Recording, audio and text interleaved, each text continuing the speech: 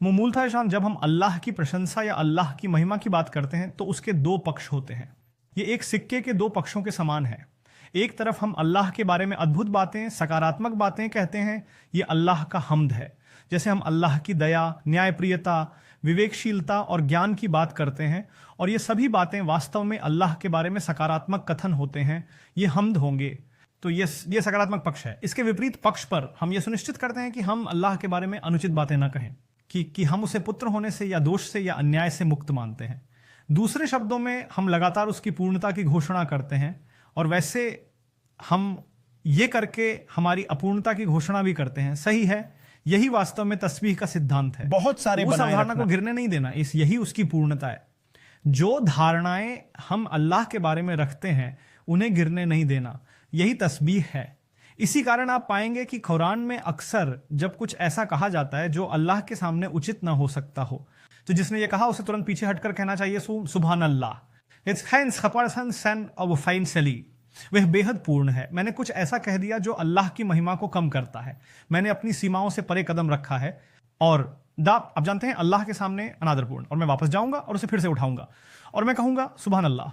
उदाहरण के लिए, जब फरिश्तों ने अल्लाह से कहा या पूछा, आप जानते हैं क्या यह सच में अच्छा विचार है कि आदम को धरती पर रखा जाए? मेरा मतलब है वह खून बहाएगा, वह मार डालेगा। आप जानते हैं वन युफ्सिदु फीहा व यस्फिकु दिमा, और अल्लाह और उन्होंने कहा जो ऐसा यह काम हम ही करते हैं, हम आपकी महिमा का ऐलान करते हैं। व नहनु नुसब्बिहु बिहम्दिका व नुक़द्दिसु लका, जब उसने उनसे कहा मैं वो जानता हूं जो तुम नहीं जानते, मुझे पता है जो तुम नहीं जानते। और फिर उन्होंने आदम को बनाया। जब उन्हें यह एहसास हुआ तो उन्होंने माना कि उन्होंने कुछ गलत कहा, इसलिए उन्होंने कहा सुब्हानका ला इल्म लना इल्ला मा अल्लमतना। उन्होंने तुरंत उनकी परिपूर्णता की घोषणा की, क्योंकि उन्हें लगा कि वे अपनी सीमाएं पार कर गए थे। इसी तरह जब आप किसी सभा में किसी की निंदा कर रहे होते हैं, या जब आप किसी अन्य व्यक्ति को सभा में किसी की निंदा करते हुए सुनते हैं, तो वह निंदा केवल उस व्यक्ति के खिलाफ अपराध नहीं है जो वहां नहीं है, यह अल्लाह के खिलाफ भी एक अपराध है। क्योंकि पैगंबर ने हमें बताया कि एक साथी मुसलमान की गरिमा अल्लाह के लिए काबा से भी अधिक प्रिय है। उन्होंने काबा से कहा एक विश्वासी की गरिमा काबा की गरिमा से अधिक मूल्यवान है।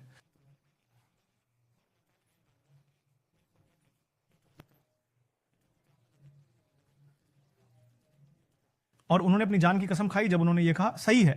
तो अब जब आप किसी की बदनामी कर रहे हैं या किसी सभा में किसी को बदनाम होते सुन रहे हैं, आपको समझना चाहिए कि आपने सिर्फ एक व्यक्ति के खिलाफ अपराध नहीं किया है, बल्कि आपने अल्लाह के खिलाफ भी अपराध किया है। यही कारण है कि जब सूरह अन-नूर में बदनामी के बारे में बात की जाती है, लौला इद समिअतुमूहु कुल्तुम, और आप जानते हैं तुरंत आपको कहना चाहिए मा यकूनु लना अन नतकल्लम बिहादा, हमें इसके बारे में बात नहीं करनी चाहिए। और फिर तुरंत शब्द आते हैं सुब्हानका हादा बुहतानुन अजीम, आप बहुत ही परफेक्ट हैं। ये कुछ विश्वासघात था, ये आपकी परिपूर्णता के खिलाफ एक विरोध का कार्य था। यह एक महान भयानक आरोप है। तो वही सभान का वहां फिर से है। इसी तरह जब इंसान शिर्क करते हैं या लोग शिर्क के बयान कहते हैं, तो कुरान क्या कहता है?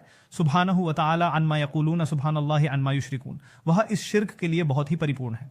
तो एक बार फिर अगर हम वापस जाएं, तो यदि हम दो चीजें अल्लाह के साथ करते हैं, हमारे दिलों और दिमाग में दो प्रकार के विचार रखते हैं, प्रशंसा, उसकी पूर्णता की प्रशंसा, और दूसरी ओर किसी भी प्रकार की अपूर्णता का खंडन। ये इसके दो पहलू हैं। अब पैगंबर की कहावत की सराहना करें। वे कहते हैं सुभान अल्लाह निस्फुल मिजान वल्हम्दुलिल्लाह तमलहु। वो कहते हैं खुश ख्याल, सुभान अल्लाह कहना तराजू का आधा हिस्सा है, अल्हम्दुलिल्लाह कहने से वह तराजू पूरा होता है। दूसरे शब्दों में यदि आप इन दो चीजों को आत्मसात कर लें, तो आपकी ईश्वर के प्रति सराहना पूर्ण होती है। आप देख रहे हैं, आपके पास ऐसा भगवान हो सकता है जिस पर आप विश्वास करते हैं, जो परिपूर्ण है, लेकिन आप कभी उनकी प्रशंसा नहीं करते। ये एक समस्या है। लोगों के पास एक भगवान था जिसकी वे प्रशंसा करते थे, लेकिन उन्होंने उन्हें या उनके विचार को शिर्क जैसे विचारों से शुद्ध नहीं किया, लेकिन वे फिर भी उनकी प्रशंसा करते थे। उदाहरण के लिए ईसाइयों के लिए हमद कोई समस्या नहीं है, वे बहुत हमद करते हैं। उनके लिए समस्या तस्बीह है।